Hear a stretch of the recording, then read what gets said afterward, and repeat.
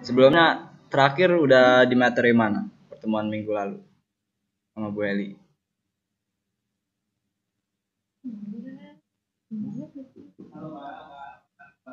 Halo? Bu Eset nggak? Halo? Halo? Makanan halal dan haram. Itu udah habis ya, udah selesai ya?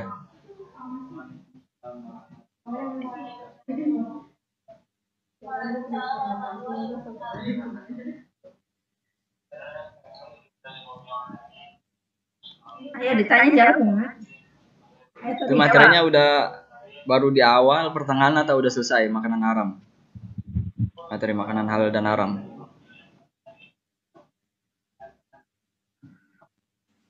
Udah. Udah. Oh. Nah, berarti pertemuan hari ini kita masuk ke materi akikah dan kurban ya. Bentar saya share screen.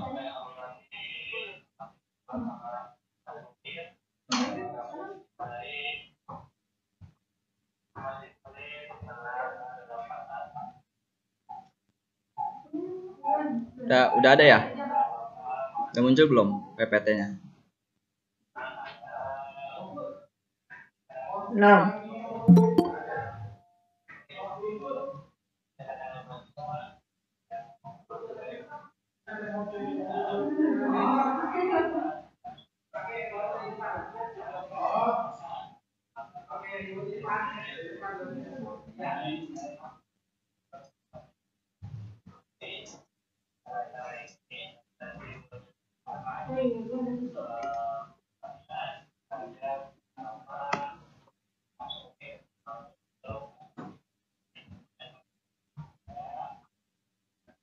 Udah ada ya PPT-nya ya?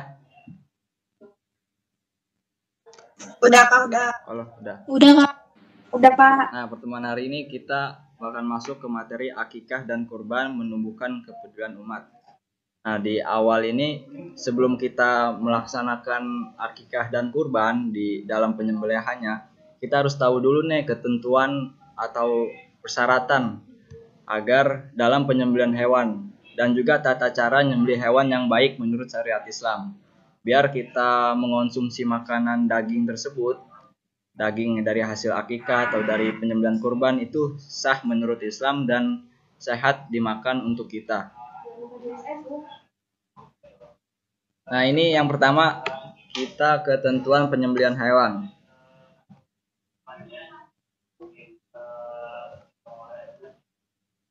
Nah, ada yang bisa ngejelasin nggak kenapa ketentuan dalam penyembelihan hewan ini ada 4? Yang pertama adalah harus beragama Islam, menyembelih dengan sengaja, penyembelih ini balik dan berakal, dan penyembelih membaca basmalah. Ada yang tahu nggak penyebabnya kenapa? Halo?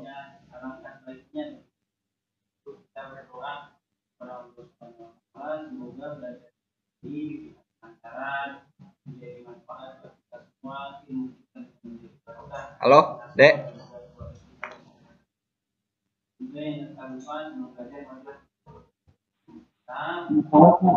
Nggak ada yang tahu.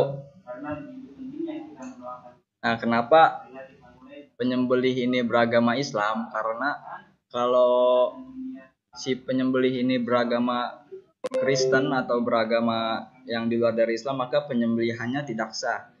Karena di dalam proses penyembelihan, syarat sah untuk syarat sah agar hewan penyembelihan atau syarat sah untuk memotong hewan itu yang pertama adalah membaca bismillah. Itu syarat sah wajibnya. Nah, terlepas dari membaca takbir atau sholawat itu hukumnya sunnah, tapi yang penting adalah membaca bismillah. Nah, kalau dalam ajaran non-Islam atau ajaran Kristen atau lain apanya, nah mereka menyembelih sih ada yang menyembelih tapi enggak membaca bismillah. Nah, ini kenapa ketentuan dalam menyembelih hewan harus orang yang beragama Islam, karena sekali lagi dalam proses penyembelihan harus dibacakan bismillah agar hewan tersebut itu halal untuk dimakan. Nah, yang kedua, ketentuan yang kedua yaitu menyembelih dengan sengaja. maksud sengaja ini dalam pengertian bahwa si penyembelihnya ini emang berniat untuk menyembelih gitu loh, bukan dalam keadaan lagi mabok atau apa, tapi penyembelihnya ini dalam keadaan sadar dan emang udah bertujuan, udah berniat untuk menyembelih hewan gitu. Nah, yang ketiga adalah penyembelih ini balik dan berakal. Artinya anak kecil nggak boleh menyembelih hewan ya, dan juga orang-orang yang mohon maaf, orang-orang yang kurang waras atau orang-orang yang lagi mabok kan itu kurang akalnya tuh, kurang dalam kesadarannya, jadi mereka nggak sah ketika melakukan penyembelihan. Nah, ini yang penting yang tadi ya, yang penyembelih membaca bismillah sekali lagi untuk menjadi syarat sah dan menjadi syarat halal hewan tersebut, hewan sembelihan tersebut untuk kita makan. Nah, berikutnya ketentuan hewan yang akan disembelih.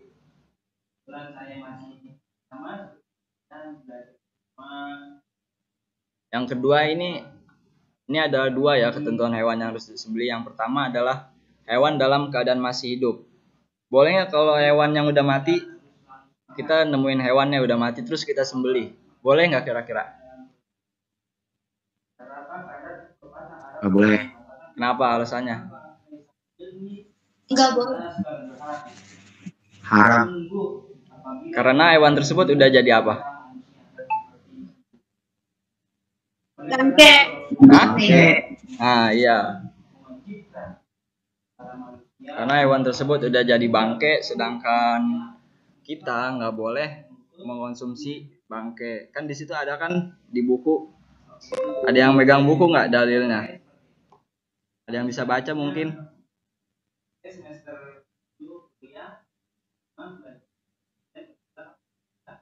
Ada megang buku paketnya nih?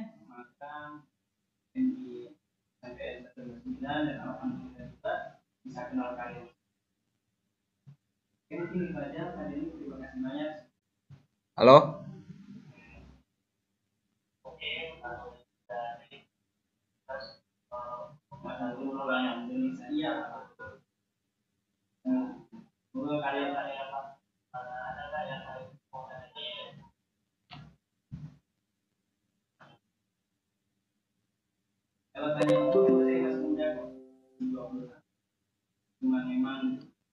Ada yang megang buku paket ya?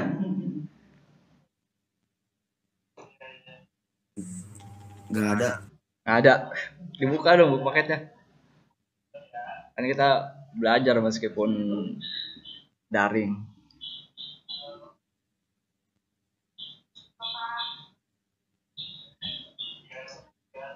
Nah, yang kedua ini, yang alasan pertama itu ini ya, hewan dalam keadaan masih hidup, jadi kita nggak boleh makan bangke atau sejenisnya.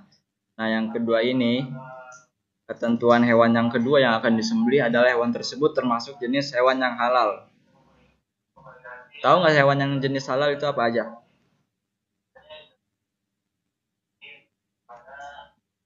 Yang masih hidup.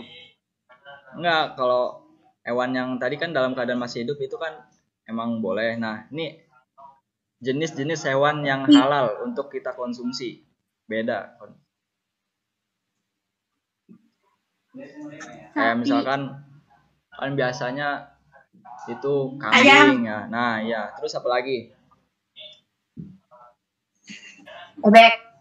Ya, terus Rusa. terus kelinci ya. Yang biasa Idul Adha masa nggak disebut? Ikan. Kambing. Ya, sapi. Terus Domba. ya. Onta boleh nggak onta? Boleh. Boleh. Terus ada lagi? Kambing.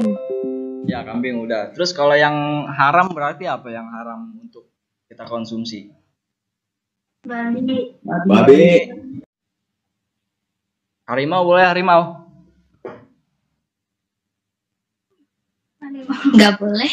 Kenapa? Karena dia termasuk apa?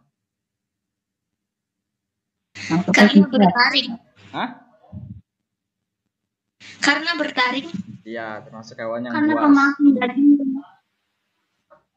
Yang hidup di dua darat boleh kita makan. Nggak boleh. Contohnya apa? Siapa tadi? Kodok. Buaya. Ya, buaya, terus ular ya. Udah paham ya kira-kira ya. Nah, sekarang kita ke ketentuan alat penyembelih. Ada yang tahu kenapa ketentuan alat penyembelih ini harus tajam dan dapat melukai? Kenapa alasannya? Biar Yang bisa dipotong, Pak. Kenapa? belinya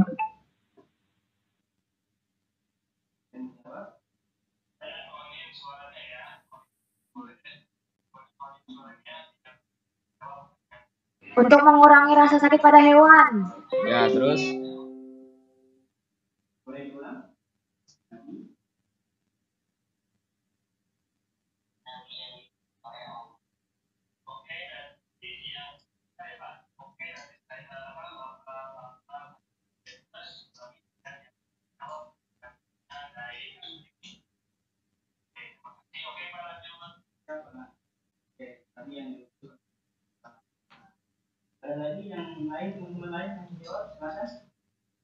ada lagi selain siapa tuh tadi yang jawab?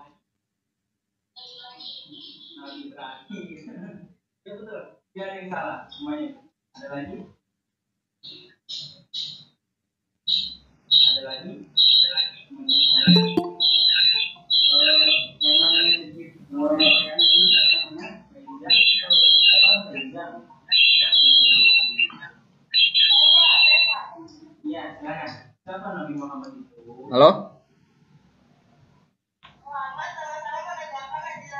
Ya, halo. Tujuannya apa selain tadi mengurangi rasa sakit?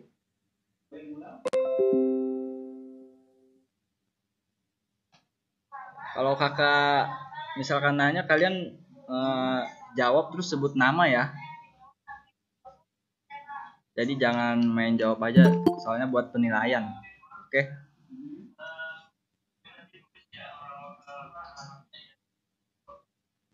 Halo? Ngerti ya? Iya. Halo, iya. Nah, yang kedua adalah itu bener ya tadi kalau ketampa tajam dan dapat melukai karena biar mempercepat kematian hewan tersebut. Soalnya kalau misalkan alat potongnya itu pisau atau sejenisnya, maka khawatir nanti untuk menambah rasa sakit gitu. Jadi proses kematiannya semakin lama. Nah, dalam alat ini bukan hanya pisau doang ya, ternyata boleh yang digunakan selain dari tulang, kuku atau gigi itu.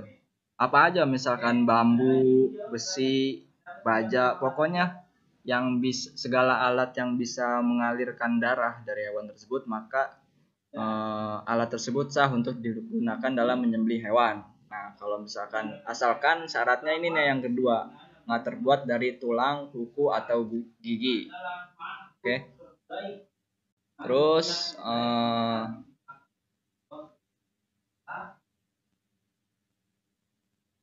ketentuan proses menyembelih. Nah, dalam penyembelihan ini dilakukan pada bagian leher hewan terputus. Syaratnya jadi nggak main asal sembelih aja ya, karena dalam proses penyembelihan itu harus memutus 3 saluran. Yang pertama yaitu saluran makanan, saluran pernapasan, dan 2 urat lehernya. Nah, dalam waktu menyembelih hewan juga orang yang menyembelih harus memastikan ketiga tersebut gitu, harus benar-benar putus. Jadi nggak boleh, jadi emang benar-benar harus yang ahli gitu. Nah, kita kan disunahkan ya, kalau misalkan berkurban disunahkan untuk, misalkan saya nih berkurban, nah saya disunahkan untuk menyembelih hewan kurban saya. Nah, kalau misalkan saya nggak bisa, ya udah diserahin aja sama yang ahlinya gitu. Meskipun emang disunahkan. Nah, khawatir nanti kalau misalkan saya yang menyembelih emang sunnah, tapi kalau misalkan saya nggak bisa, nanti jatuhnya hewan tersebut nggak sah dong. Nah, khawatir juga menyiksa jatuhnya. Kalau misalkan nggak memutus dari saluran makanan dan 2 urat lehernya. Jadi sekali lagi, kalau misalkan kita berkurban dan nggak bisa untuk menyembelihnya, maka ya udah serahin aja sama tukang jagalnya gitu. Nah, yang kedua ini tata cara penyembelihan hewan secara tradisional dan mekanik. Ada yang tahu nggak secara tradisional sama mekanik kayak gimana?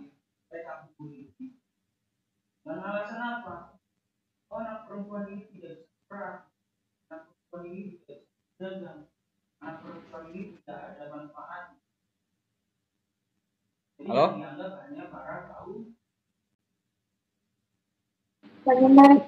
Penyembelihan hewan dengan menggunakan alat sederhana itu dengan alat tradisional, Pak. Iya, namanya siapa? Naila. Naila. Gimana Naila? Tradisional kayak gimana coba?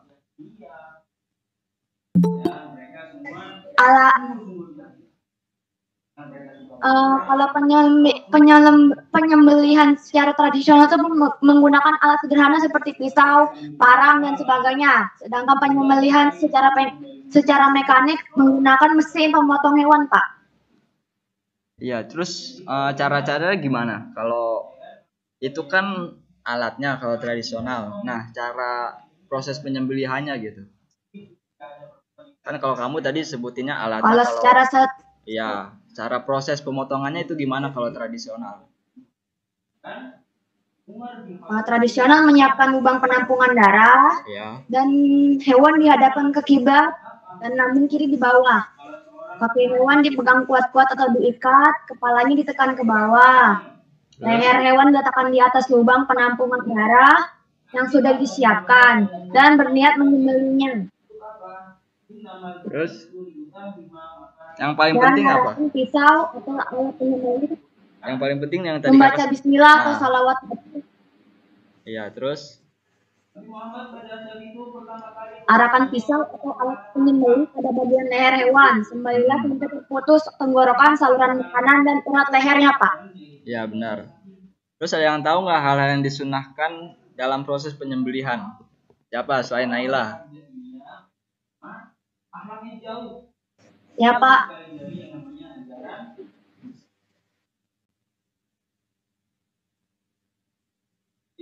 Ada yang tahu nggak sunnah-sunnah dalam proses penyembelihan?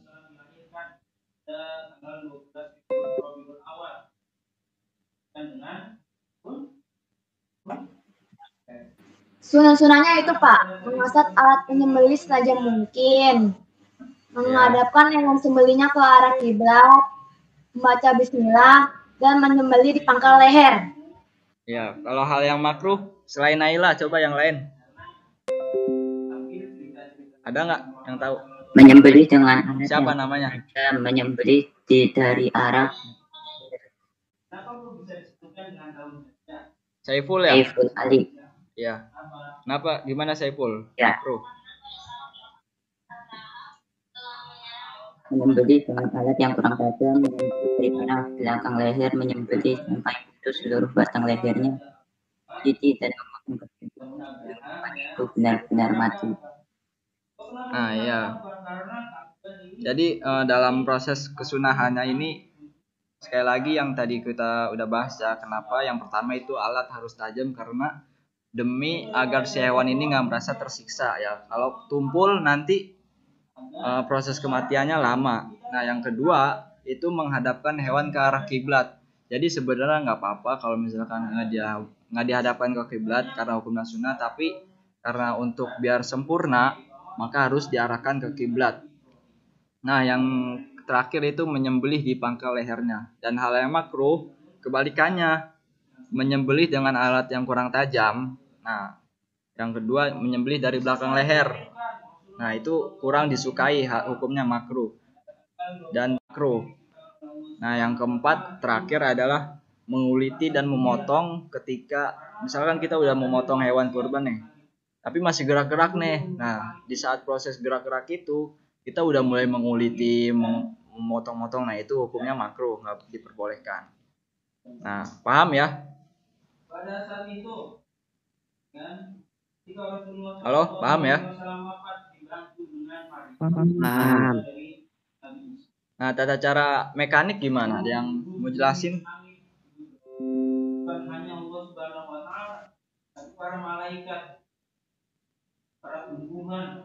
Ada yang mau jelasin tata cara penyembelihan secara mekanik?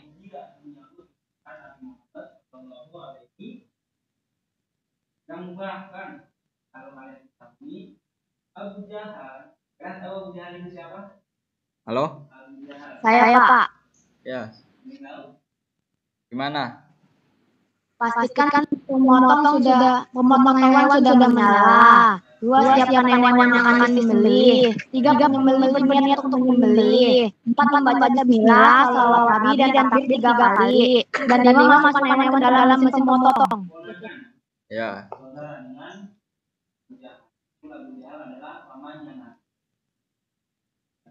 Jadi dalam proses mekanik, karena berhubung zaman udah modern ya, jadi kita diperbolehkan mengikuti perkembangan zaman, asalkan syaratnya tadi itu dalam harus yang alat pemotongnya yang mesin itu harus tajam ya, nggak boleh tumpul. Dan yang kedua, dalam proses penyembelihan ini yang punya mesinnya itu emang harus berniat untuk menyembelih, dan juga sebelum memulai dia membaca bismillah sebelum menyalakan mesinnya ya. Dia harus harus membaca bismillah terlebih dahulu, tujuannya agar hewan tersebut menjadi halal untuk dimakan. Nah, kalau misalkan kita berburu itu gimana tuh, berburu pakai panah? Boleh nggak makan daging hasil berburu? Kan kalau berburu kita nggak disembelih kan, kita pakai panah, anak panah. Itu kira-kira boleh nggak makan hasil dari buruan? Boleh. Gimana? Ada siapa itu? Bisa jelasin?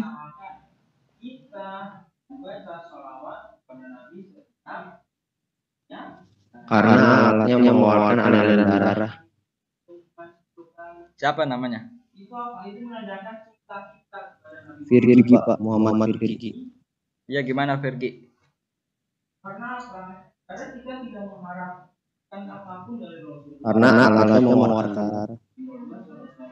Iya, jadi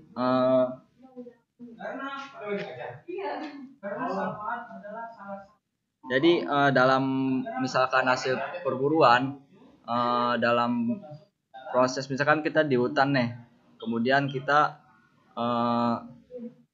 harus memanahnya misalkan di bagian yang di situ banyak darahnya gitu, misalkan di kepala, nah itu kan banyak darah, atau di perut, pokoknya segala bagian yang mana di situ mampu, atau ketika kita memanah atau mengenai panahan tersebut ke badan si hewan buruan, nah di situ darah ngucur tuh, nah di situ kita diperbolehkan memakan dagingnya.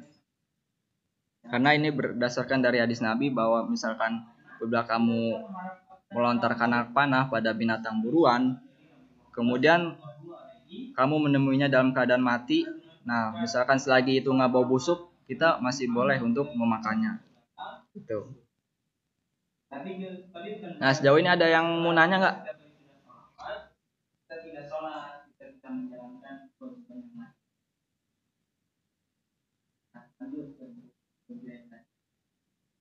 Ada yang mau nanya sejauh ini?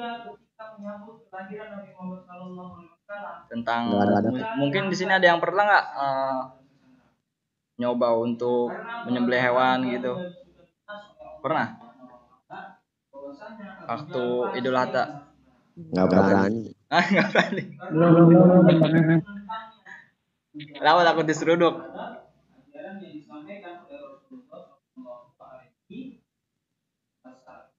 Ayam juga nggak pernah, ayam, motong ayam gitu?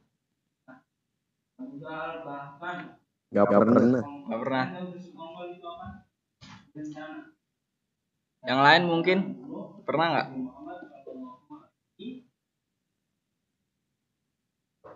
Selain Virgi? Nggak pernah. Nggak pernah. Cuma makan doang ya, sembari nyate.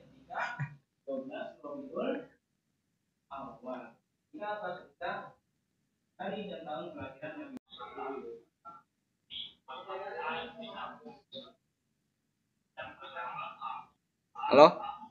ada yang mau buat kesimpulan? San, tutup San. Tolong biar dingin. Lo kemana? Ntar gue nyusul.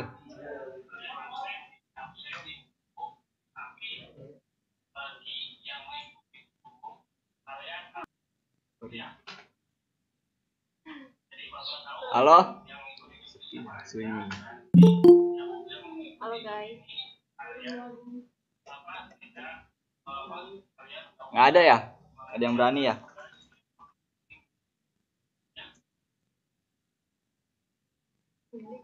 Nggak ada. Gitu. Naila mungkin tadi yang paling banyak jawab pertanyaan kakak, berani nggak buat kesimpulan? Dari materi ketentuan menyembelih hewan dan tata caranya, gimana Naila, berani nggak? Bisa nggak kira-kira? Nggak apa-apa, salah juga. Hah?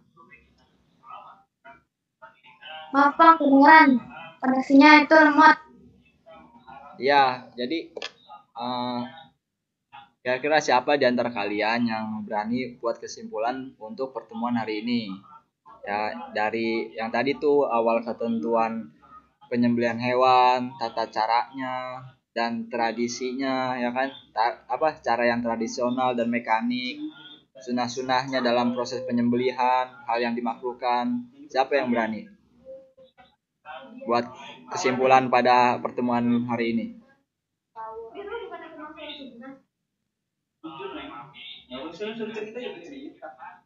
Bukan ya, buat mengawal perkenalan cerita dulu.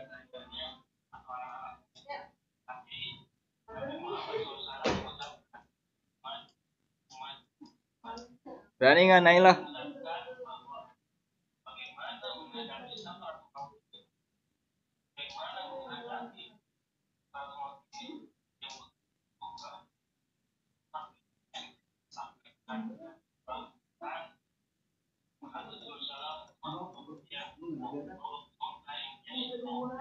Virgi, bisa Virgi? Ada nggak Virgi? Dalam Ya, silakan. ya, pendek doang sih Kak. Ya nggak apa-apa. Dalam penyembelihan hewan, semua ada ketentuan dan syarat sahnya. Ya, kayak ketentuannya tadi udah kita bahas apa aja tuh?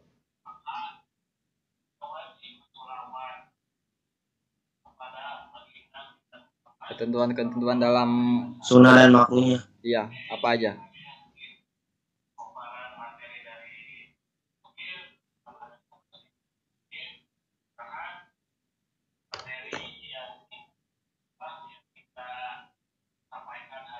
Sunnah yang boleh dan makruh yang tidak boleh.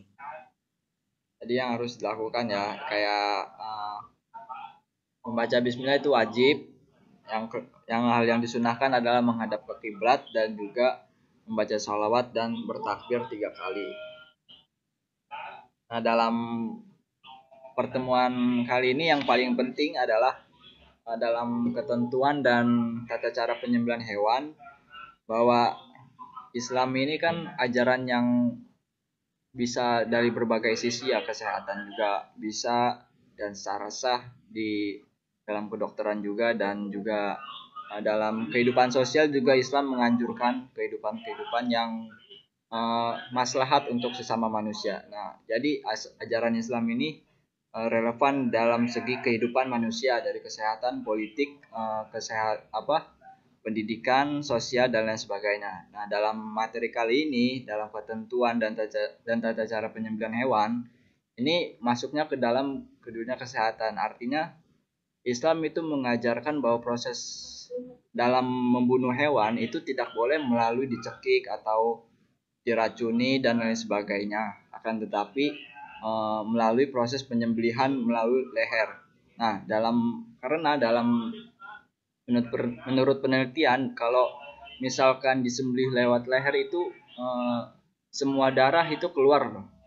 Nah, kalau misalkan kita membunuh hewan pakai cara dicekik, diracunin, itu darah dalam hewan itu tidak keluar, dan ketika kita mengonsumsi hewan yang mati karena dicekik, karena diracuni, itu bahkan merusak kesehatan kita. Nah, sedangkan kalau kita menyembelihnya lewat leher dan lain sebagainya, itu secara kesehatan kita juga akan mengonsumsi makanan tersebut menjadi sehat gitu. Aduh, jaringan.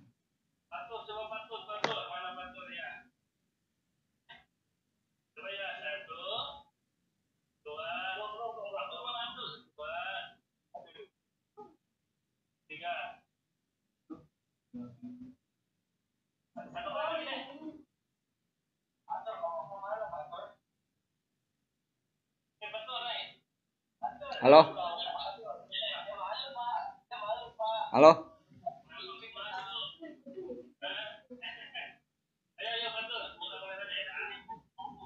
Nah, jadi kalau misalkan dalam proses penyembelihan lewat hewan, ya sekali lagi, ketika hewan itu mati karena disembelih, nah hewan yang kita konsumsi itu bakalan sehat bagi ketika kita mengonsumsinya gitu. Paham ya? Kira-kira.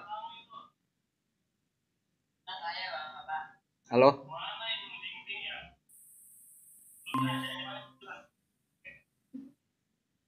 Iya, halo. Ya paham ya? Dirgi ya, yang lainnya.